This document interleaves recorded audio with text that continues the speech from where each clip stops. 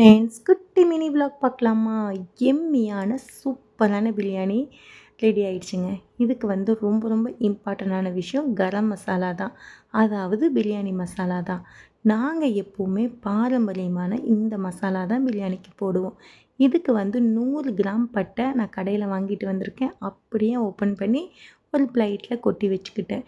அதுக்கப்புறம் பார்த்திங்கன்னா ஏலக்காய் 25 கிராம் ஏலக்காய் நல்லா பெரிய சைஸ்லேயே இருக்கணும். அப்போ தான் வந்து நல்லா ஃப்ளேவராக சூப்பராக இருக்கும். அதையும் ஒரு பிளேட்டில் நான் எடுத்து வச்சுக்கிட்டேன். அதுக்கப்புறம் பார்த்திங்கன்னா ரொம்ப இம்பார்ட்டண்ட் கிராம்பு. இதில் வந்து கண்டிப்பாக இந்த மொட்டு மாதிரி இருக்கணும். கிராம்பு பார்த்திங்கன்னா ஒரு 10 கிராம் எடுத்துக்கலாம். அதுக்கப்புறம் பட்டையை இந்த மாதிரி கையாலேயே துண்டு துண்டாக உடைச்சிக்கலாம். உடைக்க முடியலைன்னா உரலில் வச்சு கூட இடித்து எடுத்துக்கலாம். அப்புறம் பார்த்திங்கன்னா வெயிலெல்லாம் காய வைக்க முடியாது. இதோட மணம், ருசி எல்லாம் போயிடும். அதனால் பார்த்திங்கன்னா இந்த மாதிரி கடாயை சூடு பண்ணி அதில் வந்து எல்லாத்தையும் போட்டு 2 மினிட்ஸ் வந்து கை பொறுக்கிற சூடு வரைக்கும் சூடு பண்ணி ஆற விட்டு இந்த மாதிரி சின்ன மிக்ஸி ஜார் எடுத்துக்குங்க.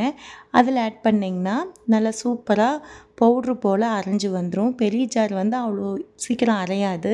ஸோ வந்து இந்த மாதிரி வந்து சூப்பராக பவுட்ரு பண்ணி எடுத்துக்கிட்டேன். இது வந்து 25 கிலோ வரைக்கும் பிரியாணி செய்யலாம். இதோட ஃபுல் வீடியோ வந்து என்னோடய சேனலில் அப்லோட் பண்ணியிருக்கேன். போய் செக் பண்ணி பாருங்கள். இப்போ தான் ஃபர்ஸ்ட் டைம் என் சேனலை பார்க்குற மாதிரி இருந்தால் சப்ஸ்கிரைப் பண்ணிவிட்டு அப்படியே ஒரு லைக்கும் கொடுத்துருங்க. நீங்களும் ஃப்ரீ டைமில் இந்த மாதிரி ரெடி பண்ணி வச்சுக்கோங்க.